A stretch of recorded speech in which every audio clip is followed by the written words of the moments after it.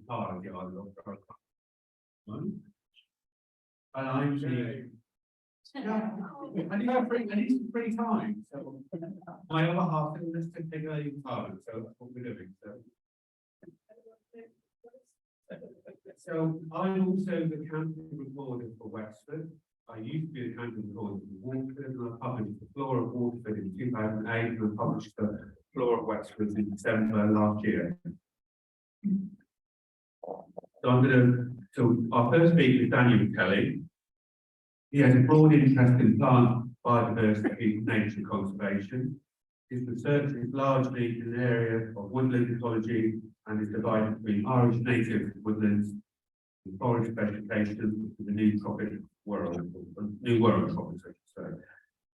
He was chair of the BSBI Ireland branch from 81 to 1984, and he edited the BSBI journal What's Earlier from 1997 to 2009.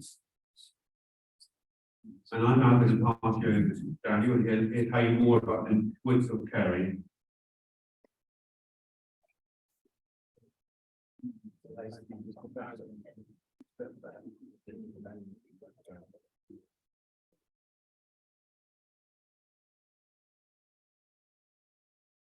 Well, this is a wonderful occasion, a great honor.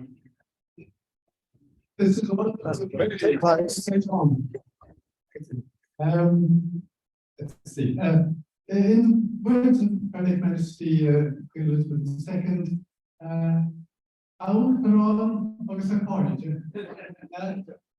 Madam President and friends.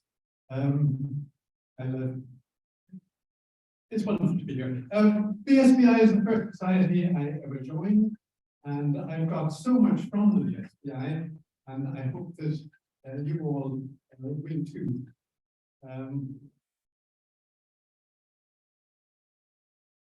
Killarney, I go way back with Killarney. I came here as an undergraduate student, and I've never really gone away. Killarney is so important. It's the biggest area of native woodland in the whole of Ireland. 1,200 hectares, not very much, is it? But it's bigger than anywhere else. We have lost so much forest, but it's dominated by native tree species. It's diverse. Most of the Irish woodland flora is here. I just took out some figures, worked out some figures. Out of the not very huge number of woodland plants, woodland trees in Ireland, trees, 81% are to be found in Killarney National Park. But I thought I'd start off with a challenge here. Nobody's recorded Betula pendula, such a familiar plant. I think well, birches are not that easy, and I think it actually is often over-recorded. It's certainly planted around Killarney, so don't tell me that there isn't a little big cypress out there in the hotel car park, probably. But it's not common as wild tree. A couple of others are bird cherry and Irish white beam, but I won't say any more about white. It's diverse. The largest areas are the oak holly woodland, the sandstone. Perhaps the most remarkable and unique area is the yew wood, which is on the Carboniferous limestone. And there's wetland woods, very special habitat. There's also mixed broadleaf woodland on base-rich soils, and there are conifer plantations, but I shall say no more about them. So let's start with the sextile woods. This is the familiar habitat, and here's three of the sort of characteristic species that you'll find in any of the western oak woods. The hard fir, the great wood rush, and the bilberry are sort of one or other is likely to be predominant in any sessile oak wood. But it's more special here. In fact, the recently coined or recoined the Atlantic rainforest of the West reaches its kind of point here.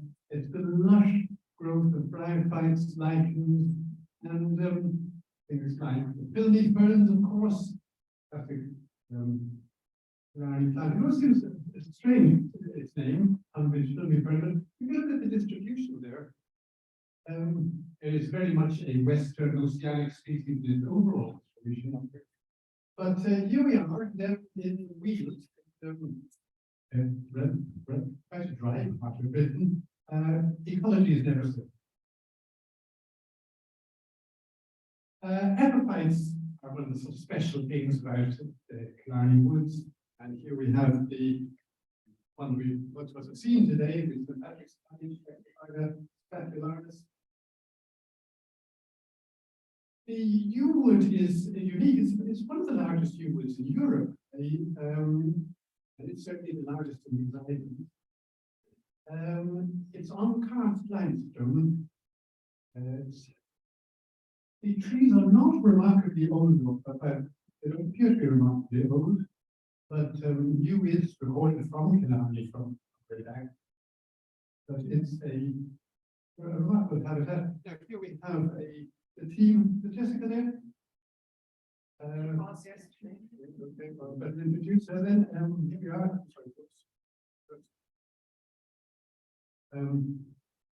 We have this network of permanent plots in Killarney. It's now been run over 30 years, and it tells us about what's changing and what isn't changing. Equally important, and Jessica led the field team in 2021. I emphasize the diversity of Killarney. There's a lot more to being a dinner wood than just limestone outcrop. There are also wet hollows, and there are leached bits, and so on. It's a real microcosm. And here we are in the wet woods already. Very diverse, very species rich. In fact, compared to various categories of woodland around, we've found that wetland woods that are sort of waterlogged in winter, drying out a little in varying degrees in summer, is female species rich. There's a nice Dactylorhiza fuchsii, the common spotted orchid, breaking up the. Now that would be flooded in winter. And there are extensive areas of wetland woods, and it's not something that Killarney is known for, but they are extensive. And Sue Iremonger here, hey Sue, did heroic work investigating the ecology of these plants. Now, I mean heroic. She was down there in waders right through the year measuring water levels. So it was, and some of them rise and fall with Loch Lane, and so there's big oscillations through the season. Others are almost constant. There's one of the other one of the wonderful plants of the particularly sort of around the fringes of the wetland woods. Everybody knows it? Yeah. The Munda, the royal fern. Really magnificent plant, and very much a feature of Western Ireland. And now I want you to giving a scale, giving scale to this remarkable community. This is Cloghereen Wood, the cool wood, which is just very close to Muckross Village. Small wood and mostly upland, but fringing the Blue Pool, there is this remarkable community of alder and great tufted sage, and it's a very remarkable community. It's spring fed, and water table more or less constant throughout the year, and a distinctive assemblage of species. We found very little to match it in Ireland, but the Norfolk Broads, and some of our visitors, especially would maybe familiar with the Norfolk Broads, there is quite similar woodland type there, though not identical.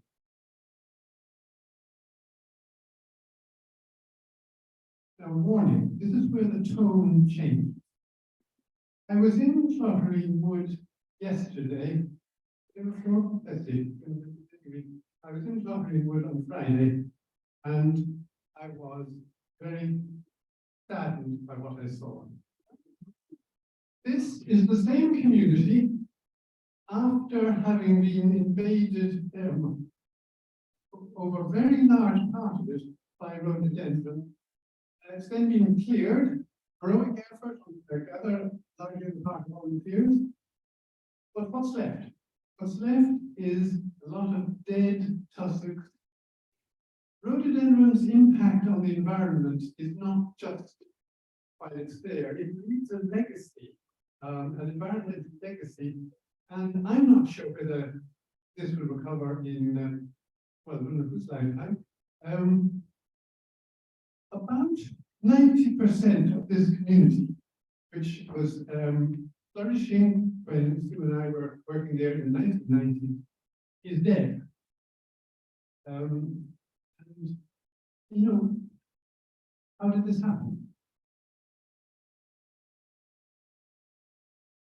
Now, of course, this takes us straight to conservation and management issues, which are major.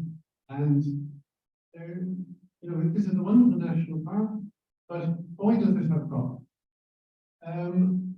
Invasive, non-native species, rhododendron punctum is an extraordinary plant. It has one state was treated as a tourist attraction, but happily that's no longer the case, but still on head postcard. Now, this is that monitoring of change. I mentioned that before. We're in monitoring permanent plots. This is the wood of Glasheen na Marv, one of the more remote and therefore more natural ancient woodland areas. And there's a plot in 2011. Now, this area was largely cleared by volunteers, a very large amount of effort went into in the 1990s and going into about 2005. Volunteers included, by the way, Minister Malcolm Goonan. I don't think they brought him back to see the place as it now is, because it is not a, it is no advertisement for effective nature conservation. You can see there 2011, you can see the seedlings becoming saplings. 2021, that is 2021, the saplings are growing up to form bushes, beginning to flower. Do you know how many seeds a rhododendron produces? It's the figures I know is for a flower head of the order of 5,000. I don't have good head figures. A mature rhododendron bush produces about 1 million seeds. So an area is not clear of rhododendron if it has a scattering of rhododendrons. It's only clear of rhododendron if it has no rhododendrons. How many woods in Canary have no rhododendrons? There's a graph. Oh yeah, again, just we're not going to tell you with data, but here's a graph for the four major woods over the 30 years. So this is our data set, and you can see that Toby's has been kept essentially rhododendron clear, except at the far end. Muckross Woods up and down again, so that's successful clearing here. Derry Honey, well, we'll see for ourselves tomorrow. But Glasheen na Marv, there it is, 1996. Rhododendron was essentially under control there. It's now an order of magnitude more plentiful than it was 25 years ago. What's going to be done about it? Now, there are other invasives, of course. Yeah, we'll quickly one about rhododendron. But here is a new one, which any of you who knows Bantry Bay, it's a major invasive problem already in West Cork and South Kerry. It's needless to say, it's an attractive tree, the garden estate. But we found it for the first time in Killarney National Park in 2021. I'm happy to say that those saplings have been removed, but it needs to be checked back to source. I suggest that it's not safe to have this tree in the national park or in its vicinity. I won't get deep into the question of beech. Beech is a recently divided people because, of course, it's a much loved tree and it's native to these islands. It's certainly a threat to the U-wood, and this is there. It's very well documented, as you see, the rise, the first seedlings are here, and then the saplings. So it's a real challenge there. Beech. I know some people were very indignant at it not being included on the list of native trees, but it is, of course, native to these islands, but let's face it, it's not native to Ireland. Now, yeah, it gets worse. This is, this is a lovely grove, was a lovely grove. Now it looks like something of the Somme, the Battle of the Somme. This is the year before last, the huge fire, which caused a really very big amount of damage. It's essentially a heath fire, but it burned across the heath and into the edges of the woodland, and many groves, I suspect, have been killed outright. I'd like to see figures on the damage caused by this fire.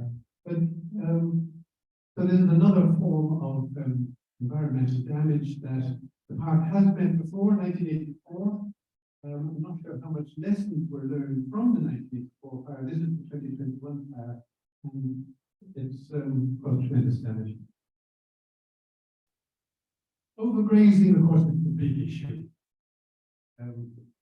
The Sika deer, not native. Why were they introduced in the first place? Why are they there still? They're not the only ones, of course. There are goats. Sheep have been a major factor, still are a significant factor. And the grazing affects flora as a whole. Here's an experiment that was started, well, the study go back to 1969. Suppose you honour the memory of Bill Watts. He was the person who got me to Killarney and as an undergraduate, and that was 1969, the first exclusions were put. Now these are experimental exclusions, and they're all still there, which, by the way, is a great tribute to the park as well. So thank you to the people who have maintained them. You will see a lot of unmaintained fences around Killarney, but these still function, I believe. They've been checked frequently. Now you see fenced and unfenced. Now, if you're a sapling, well, it's pretty obvious where you want to be. If you're a member of the herbaceous flora, it isn't quite so obvious. And just a little bit of data to demonstrate the winners and the losers. This is now 32 years of a study looking at the ground flora as well as the trees. The winners inside the fence are the grave sensitive species like ivy, bramble, honeysuckle. But there were also lupins, that's very important. Plants that were present in the grave wood in small quantities. Little things like fulcrum, oxalis, punctillus sterilis, veronica clagus. We're not talking about rarities here, but you can see the importance in terms of diversity. These have disappeared from the fenced exposures. These were outcompeted by the woolies. So you've got this. You essentially, I want to emphasize, ecology isn't straightforward. Zero grazing is not the idea. Zero grazing is not natural, and it's likely to lead to competitive exclusion of the small plants. So it's a second best. Overgrazing is worse, but zero grazing is not ideal. The really critical thing, though, is tree regeneration. I mean, this is where it gets really,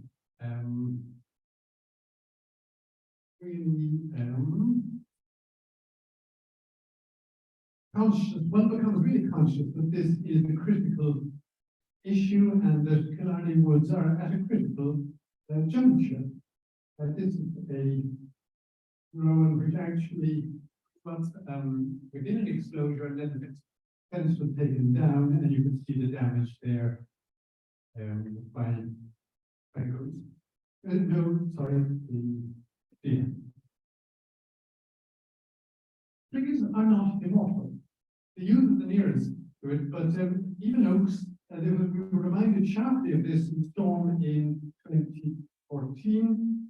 There was a lot of damage in Camelon Wood and in Toby's Wood. And the last little bit of science I could put in here is, so it's all about longevity. What should be the situation? And this is a study that Aileen O'Sullivan, this is not Aileen O'Sullivan, and this is not taken in Killarney, but I'm just reminding you the crucial tool of the core, the tree core, which Aileen did heroic work, very physically hard work, coring trees. Anyway, she cored the trees in Eamons Wood, which is near Glasheen-na-Morrogh, and in Camelon Wood, and looked at the counted the rings and worked out their ages. So DBH diameter at rest height.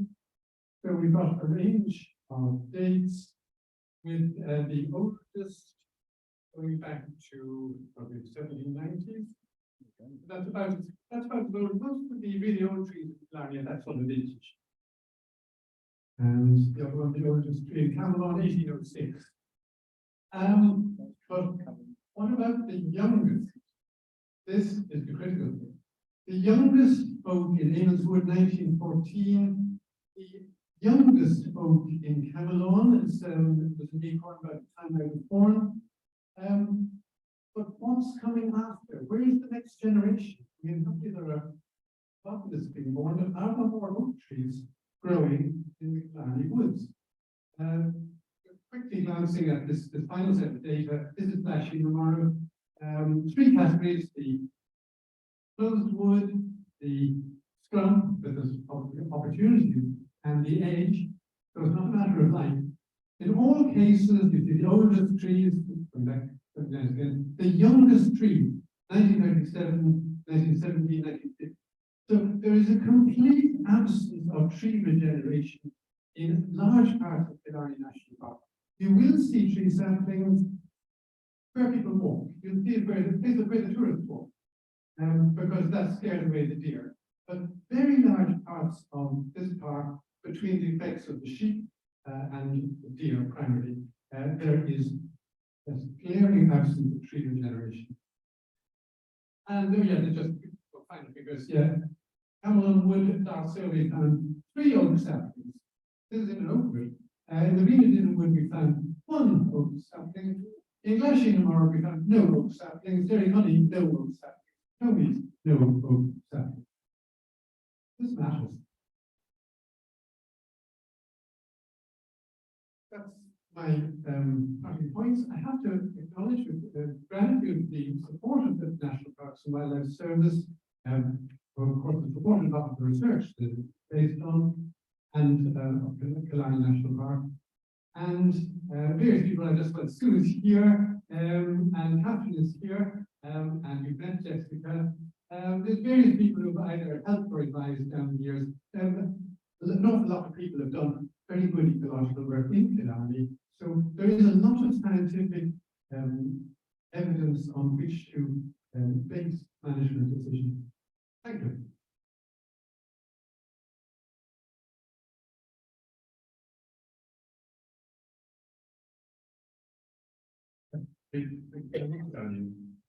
Quite interesting the picture you showed about the rhododendron, showing that they aren't using the forward construction anymore. Next weekend in Knockwood Down Mountain in Tipperary, they've got a 3-day walking rhododendron festival. So they're obviously still taking the forward construction. If you go up to me in the Knockwood Down Mountain, it's covered in rhododendrons, and the walk there study inside. So would anything like to ask Daniel the question? Officially. Thank you, Daniel. That was terrific to get an overview. There was just that last thing about the seedlings. They're not in the outside the enclosures, obviously, or exposure. So why do you think they're not appearing in the expo inside the fences? So these are small herbaceous plants that they're being squeezed out by the competitive pressure of the competitive species like bramble and ivy, which are kept in check by grazing. An argument for grazing. Isn't it? It's not grazing. I think the ideal of a new concept would be trespass grazing. The odd animal breaking in now and then, causing a little bit of disturbance, chewing off the brambles a bit and say picking up the ground a bit is probably the management ideal. It's very hard to, well, I don't know what's hard. It's important that fresh solutions and fresh approaches are made to the issue of grazing. Would you favour wolves? Yes, I would, yes. Any predator that would say, keep down the particularly native species, yes. It's not a very practical solution, I think, in the Irish circumstances, but basically watch what happens in Scotland, where I think they're on the brink of releasing wolves on fairly substantial scale. I'm very interested by recent suggestion of the lynx as being a predator that's less likely to frighten the children.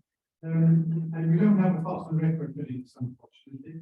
But Also, we have to think laterally. lynx aren't going to keep them down. The way lynx come, we're not going to keep them down. They're very territorial. Oh, is that thing with other tree species? I think do. And again, they're bonsai. Holly responded immediately and in quantity to the pests. And I think there is beech. Beech, you see, is both shade tolerant and browse tolerant. So beech is doing well. And beech is invading the oak woods as well as the yew wood. Yeah. The Chilean myrtle, so what sort of habitats are they invading? Certainly in back to Dave most invading Green Agenda. It only got as far as a sapling this high, but it's extraordinary. Apparently, foresters and woodland managers around Bantry Bay are in the. Maybe Claire can say more about this. Are very alarmed by the Chilean myrtle. Every seed practically germinates. It's small sticky seeds. But I do think this is an example of prevention. We could now stop Chilean myrtle from invading Killarney National Park.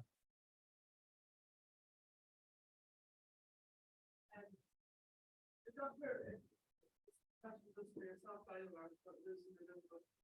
relating to the wildfires, but for starters, from the wildfires, the fires. And without the work that was done by the various services in trying to control those fires, including the mountains, is there areas where they went far into the woodland, or is it very much an edge kind of thing? But we've discussed fire on various questionnaires, and we've always had this understanding that fire wouldn't get hold as well in the native woodland as, for example, in the conifer country. I'm just curious what the experience down here has been on those fires. That's a very good question, because if you just had a wood, it's not likely you would get a conflagration like that. But if fire takes hold heather is adapted to burn, and heavily Bolivia too. So, but it did burn into the woodland around the edges, and it's pushing back the boundaries all the time. These woods are shrinking, and fire has caused shrinkage over significant areas, and often scattered growth, and also regeneration. And some of the places where you do get regeneration would have been damaged by the fire. It doesn't use, I think it's quite hard to start correct me if I'm wrong, to start a really major fire in the middle of a closed wood.